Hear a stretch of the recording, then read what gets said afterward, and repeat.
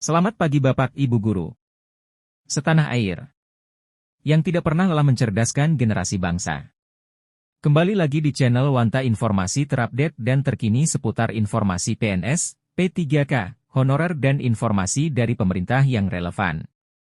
Apakah benar guru swasta bisa ikut seleksi PPPK 2024? Simak artikel berikut ini untuk mengetahui apakah guru swasta bisa mengikuti PPPK 2024. Dan sebelum itu jangan lupa like, subscribe, komen dan bagikan untuk mendapatkan informasi selanjutnya. Dirilis oleh tirto.id, seleksi pegawai pemerintah dengan perjanjian kerja, PPPK, menjadi salah satu peluang bagi guru honorer untuk bekerja sebagai ASN. Hal ini memunculkan banyak pertanyaan terkait guru yang mengajar di instansi swasta apakah juga bisa ikut seleksi PPPK? Pada tahun 2023 PPPK untuk guru swasta juga sudah dibuka dan untuk tahun 2024 juga akan dibuka dengan mengikuti mekanisme yang sama dengan tahun sebelumnya namun masih ditinjau kembali terkait pelaksanaannya. Pemerintah telah memprioritaskan PPPK untuk guru honorer yang telah mengabdi selama bertahun-tahun sejak tahun 2021. Hal ini tentu menjadi kabar baik bagi seluruh guru di Indonesia karena adanya kesempatan selain seleksi CPNS. Apakah guru swasta bisa ikut PPPK 2024? Guru bukan honorer bisa melamar PPPK guru selama tidak berstatus sebagai ASN. Namun, tidak semua pelamar bukan honorer non-ASN bisa mendaftar PPPK.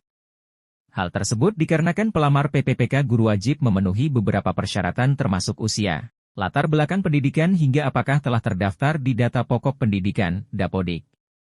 Oleh karena itu, baik guru swasta maupun negeri sama-sama memiliki kesempatan untuk mendaftar PPPK asalkan memenuhi kriteria pelamar.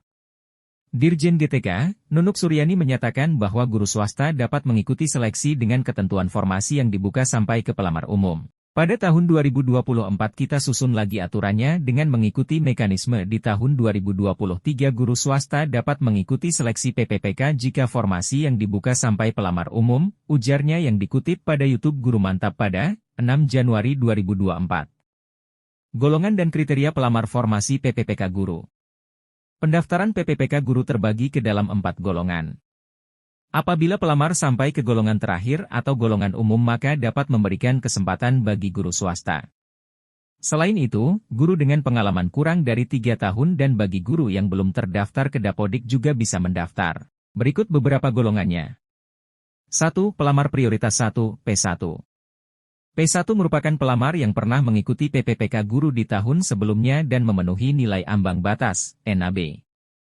2. Pelamar prioritas 2, P2.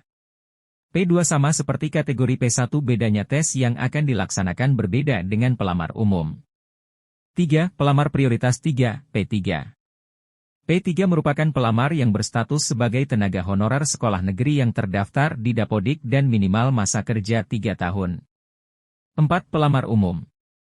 Pelamar umum adalah satu-satunya formasi PPPK guru yang bisa didaftarkan oleh guru bukan honorer. Pelamar PPPK guru disebut sebagai pelamar umum jika sebelumnya pernah ikut dalam seleksi.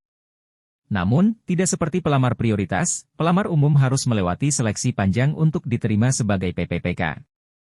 Persyaratan pendaftaran PPPK Guru 2024. Merujuk pada laman grup Kemdikbud, berikut persyaratan pendaftaran PPPK Guru 2024. Warga negara Indonesia, WNI. Usia paling rendah 20 tahun dan paling tinggi 59 tahun pada saat pendaftaran. Tidak pernah dipidana dengan pidana penjara berdasarkan putusan pengadilan yang sudah mempunyai kekuatan hukum tetap karena melakukan tindak pidana dengan pidana penjara 2 tahun atau lebih.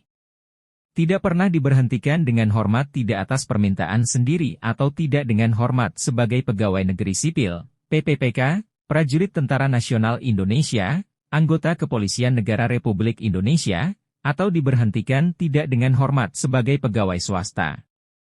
Tidak menjadi anggota atau pengurus partai politik atau terlibat politik praktis. Memiliki kualifikasi pendidikan sesuai dengan persyaratan jabatan.